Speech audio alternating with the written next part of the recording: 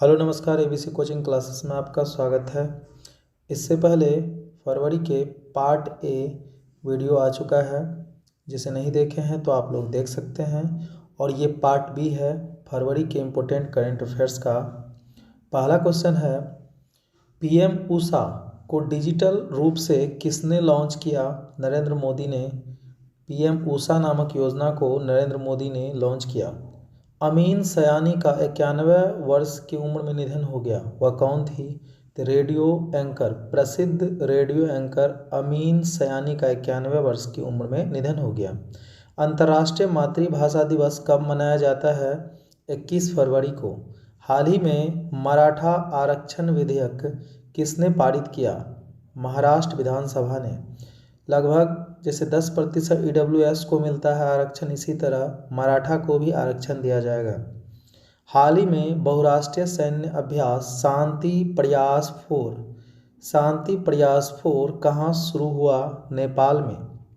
बहुराष्ट्रीय इसलिए है क्योंकि इसमें बहुत सारे देश के सैनिक इसमें भाग लेंगे। लगभग भारत, पाकिस्तान, बांग्लादेश सहित 19 देश के सेना इसमें भाग लेंगे। भारत ने गरीबी और भुखमरी उन्मूलन के लिए IBAS फंड को कितने का योगदान दिया? तो $1 मिलियन का योगदान दिया, ताकि गरीबी और भुखमरी को कम किया जा सके। T20 क्रिकेट में सबसे तेज 10,000 रन बनाने वाले खिलाड़ी कौन बने? बाबर आजम, जो कि पाकिस्तान के खिलाड़ी हैं, उन्होंने मात्र 217 मैच में 10,000 रन पूरा किए। जबकि क्रिस गेल इससे पहले 285 मैच में पूरा किए थे। विराट कोहली 299 मैच में और डेविड वार्नर 303 मैच में 10,000 रन पूरे किए थे। इसलिए सबसे फास्टेस्ट 10,000 रन पूरा करने वाले खिलाड़ी बाबर आजम बने।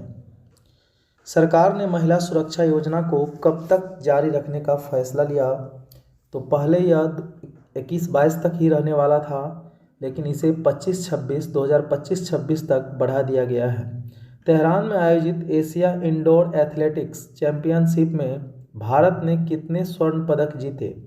3 स्वर्ण पदक जीते और साथ ही साथ 2 रजत पदक भी जीते। उड़ीसा के संबलपुर में भारत के पहले स्किल इंडिया सेंटर का उद्घाटन किसने किया? तो शिक्षा मंत्री धर्मेंद्र प्रधान के द्वारा किया गया। हाल ही में किसे केंद्रीय सतर्कता आयुक्त के रूप में नियुक्त किया गया? AS राजीव को केंद्रीय सतर्कता आयुक्त के रूप में नियुक्त किया गया। केंद्रीय सतर्कता आयोग भ्रष्टाचार विरोधी एक बॉडी है।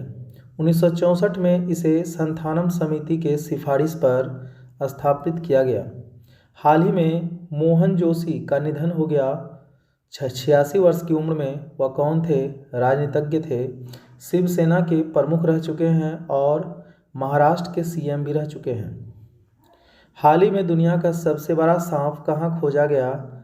अमेजन वर्षावन में खोजा गया। यह एनाकोंडा की एक प्रजाति हो सकती है, ऐसा मानना है, जिसकी लंबाई 7.5 मीटर और लगभग 500 किलोग्राम वजन का है।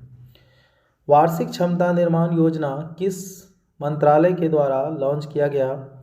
तो यह रेल मंत्रालय के द्वारा वार्षिक क्षमता निर्माण योजना शुरू किया गया, ताकि जनशक्ति के समग्र विकास को सुनिश्चित किया जा सके। भारत का सबसे बड़ा ड्रोन पायलट प्रशिक्षण संगठन किसके द्वारा लॉन्च किया गया? IIT गुवाहाटी के द्वारा लॉन्च किया गया। हाल ही में किसे बैंक ऑफ इंडिया का गैर कार्यकारी अध्यक्ष नियुक्त किया गया? MR कुमार को। उत्तर प्रदेश किस नदी में अपना पहला कछुआ संरक्षण रिजर्व स्थापित करेगा? तो सरयू नदी में, जो कि घाघरा की सहायक नदी है। मोबाइल वर्ल्ड कांग्रेस 2024 का आयोजन कहाँ किया होने वाला है? तो यह स्पेन में होने वाला है, स्पेन के शहर बार्सिलोना में। इस वर्ष की विषय होगी फ्यूचर फर्स्ट, इसी पे ज़्यादातर वार्ता होगी। इस कांग्रेस में सभी मोबाइल निर्माता अपने नवीनतम उत्पाद का प्रदर्शन करते हैं। यानी यह कांग्रेस जब भी होता है तो अपने नए नए जो लॉन्च करने वाले मोबाइल होते हैं उनको दिखाए जाते हैं सभी मोबाइल निर्माताओं के द्वारा।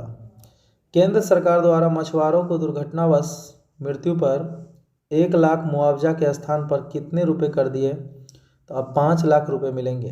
हाल ही में अंतर्राष्ट्रीय गीता महोत्सव का आयोजन कहाँ किया गया? श्रीलंका में किया गया, यानी कोलंबो में किया गया। हाल ही में त्रिपक्षीय तटरक्षक अभ्यास दोस्ती 16 कहाँ शुरू हुआ? मालदीव में। त्रिपक्षीय तटरक्षक संघ अभ्यास है यह। दादा साहेब फाल्के पुरस्कार 2024 में सर्वश्रेष्ठ अभिनेता का पुरस्कार किसने जीता? शाहरुख खान।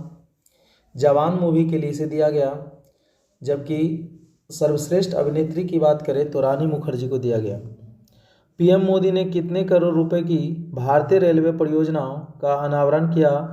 तो 26 फरवरी को किया गया 41,000 करोड़ रुपए का। देश के सबसे लंबे केबल आधारित पुल सुदर्शन सेतु, जिसका नाम है सुदर्शन सेतु, का उद्घाटन पीएम मोदी द्वारा कहाँ किया गया? गुजरात में किया गया। इसकी लंबाई है 2.32 किलोमीटर। यह केबल आधारित सबसे लंबा पुल होगा। लेकिन भारत की सबसे लंबे पुल की बात करें तो भूपेन हजारिका ब्रिज है, जो असम में है। इसकी लंबाई 9.15 किलोमीटर है। दूसरे नंबर पर आता है महात्मा गांधी सेतु पुल, जो कि 5.75 किलोमीटर है। हाल ही में संयुक्त सैन्य अभ्यास धर्म गार्जियन कहाँ शुरू हुआ? राजस्थान में। यह भारत और जापान के बीच होने वाला संयुक्त सैन्य अभ्यास है। WTO का 13वां मंत्री स्तरीय बैठक कहाँ आयोजित हुआ?